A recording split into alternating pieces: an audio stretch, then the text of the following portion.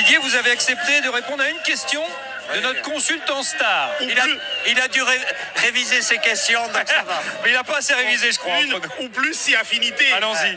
Pas trop, Non, mais il y en a une quand même, une question que j'avais dit dans l'après-match. Je voulais une petite souris dans le vestiaire pour savoir si c'était toi qui donnais les consignes à Kanté dans cette animation offensive d'aller de l'avant comme ça.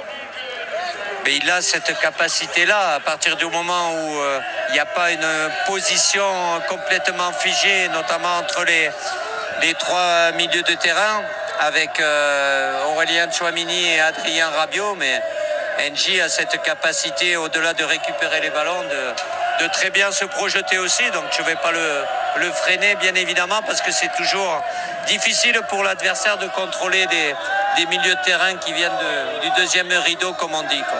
Mais il court beaucoup. Hein. Il court. Plus que toi et moi réunis. Donc, si affinité, je demande. Allez, une deuxième et après on libère.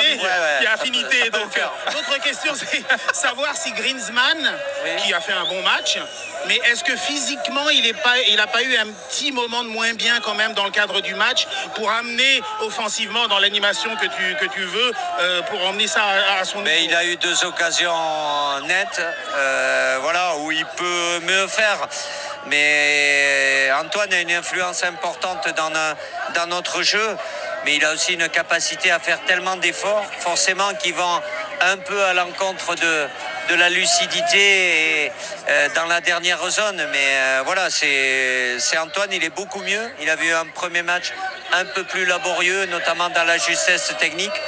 Là, il a été beaucoup mieux, mais le fait, je ne vais pas dire qu'il s'éparpille, mais il est tellement généreux, il fait tellement d'efforts que forcément, tu en as connu des attaquants qui restaient devant et qui attendaient pour marquer. Pas de nom. Pas de nom. Une dernière toute petite question, Didier, avant de vous libérer. On aimerait avoir des nouvelles de Kylian Mbappé. Comment va-t-il? Comment se sent-il? Est-ce qu'il sera là éventuellement? Est-ce qu'il pourrait être là pour le 3e match? Écoutez, chaque jour qu'il passe, c'est un jour de gagner. Il a eu un choc important. Voilà, aujourd'hui, les risques étaient beaucoup trop élevés. Parce qu'il y a un minimum de temps quand même pour une première consolidation, au-delà du choc, l'hématome, le fait de s'habituer avec un masque. La vision n'est pas la même, donc dans 4 jours, il sera mieux forcément, mais il faut aller par étapes. À chaque jour suffit sa peine, et la peine d'Mbappé, on espère qu'elle sera la plus petite possible. Merci beaucoup, Didier. Merci d'avoir répondu aux questions de l'histoire des Marseillais de Saïd.